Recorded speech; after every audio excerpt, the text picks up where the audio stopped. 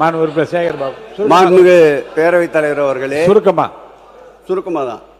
அனைத்து ஜாதியினர் அச்சகலாம் திட்டத்தில் இந்த ஆட்சி பொறுப்பேற்றவுடன் 32 பேர்களை அந்த திட்டத்தின் கீழ் மாண்புமிகு முதலமைச்சர் அவர்கள் நீதிமன்றத்திற்கு சென்று தடை வாங்குகிறார்கள் என்ற கருத்தை அறிந்து ஞாயிற்றுக்கிழமை அன்று அந்த திட்டத்தை நிறைவேற்றி திங்கட்கிழமை நீதிமன்றத்துக்கு செல்வதே தடுத்த முதல்வர் எங்கள் முதல்வர். அதன் பிறகு ஏன் வழங்கவில்லை தொடர்ந்து என்று மாண்புமிகு பொதுப்பணித்துறை அமைச்சர் கேள்வி எழுப்பினார். உடனடியாக நல்மனம் படைத்தோர் உச்சநீதிமன்றத்தை அணுகுகிறார்கள். ஆகம கமிட்டி அதற்கு தீர்ப்பு சொல்லி எந்தெந்த திருக்கோயில்கள் ஆகமத்திற்குள் வருகிறது, எந்தெந்த திருக்கோயில்கள் ஆகமத்திற்கு வெளியே இருக்கிறது என்று முடிவு தெரிந்த பிறகுதான் அந்த அனைத்து ஜாதி அர்ச்சகர் திட்டத்தின் கீழ் அர்ச்சகர் நியமிக்க வேண்டும் என்று ஒரு தீர்ப்பு வருகிறது. அது உயர்நீதிமன்றமே நேரடியாக இருவரை அந்த கமிட்டிக்கு தலைவராகவும் உறுப்பினராகவும் நியமிக்கின்றார்கள். அரசின் சார்பில் 3 பேர் நியமிக்கப்படுகிறார்கள். சமீபத்தில் கூட நம்முடைய பொதுப்பணித்துறை அமைச்சர் பார்க்கலாம், உச்சநீதிமன்றத்தில் அந்த ஆகம கமிட்டி இறுதி செய்ய வேண்டும் என்ற வழக்கு வந்த போது 6 மாத காலம் நீங்கள் மீண்டும் அதற்கு நேரத்தை கேட்டிருக்கின்றீர்கள்.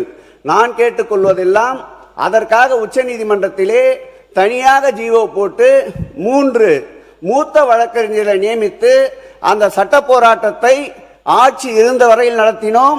இந்த ஆட்சிக்கு பிறகும் அந்த சட்ட போராட்டத்தை நாங்கள் நடத்த தயாராக இருக்கின்றோம். ஆகம கமிட்டி ஆகமம் இல்லாத திருக்கோயில்களை முடிவு செய்கின்ற பொறுப்பு உங்களிடம் இருக்கின்றது.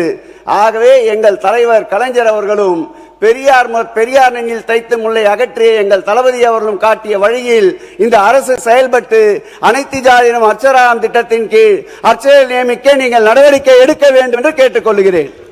இப்பொழுது மக்களுக்கு புரிஞ்சிருக்கும் என்ன அரசியல்னு. ஜிஓ பாஸ் பண்ணாங்க, அனைத்து ஜாதி அர்ச்சகர்களாக விழா நடத்தினாங்க, 32 பேருக்கு அப்பாயின்மெண்ட் ஆர்டர் கொடுத்துட்டு கேஸ போட்டது யாருன்னு தெரியும். 5 வருஷம் கவர்மெண்ட்ல அவங்க இருந்தாங்களா, ஆனா அந்த கேஸ வெற்றி பெறவே முடியாதான். இப்ப நம்மள பார்த்து கேஸ நடத்தி இந்த திட்டத்தை செயல்படுத்துங்கன்னு சொல்றாங்க.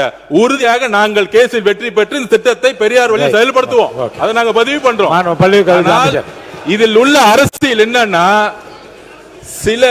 சில மதவாதிகளுடைய அழுத்தத்தினால் கேஸ போட வச்சு இவங்களே டிராப் பண்ணி இவங்களே அதுல குறிப்பா அண்ணன் சேகர் பாபு பெரியார் பேர் உச்சரிக்கவே கூடாது, எங்களுக்கு தெரியும். அதனால இந்த போன ஆட்சி பெரியார் பெயரை பெயரளவுக்கு சொல்லிட்டு அனைத்து ஜாதி அர்ச்சகர் திட்டத்தை கைவிடப்பட்டுட்டாங்க. 5 வருஷம் சுப்ரீம் கோர்ட்ல ஜெயிக்கவே இல்லை இந்த கேஸ்ல. ஜஸ்ட் எல்லாமே பேப்பர்ல தான் இருக்கு. எந்த திட்டமா இருந்தாலும் பேப்பர்ல தான் இருக்கு. அப்படிங்கறத நான் பதிப்பிட்டேன். அதுக்கு ஒரு மக்களுக்கு முன்னுதாரணம் இந்த திட்டம் தான்.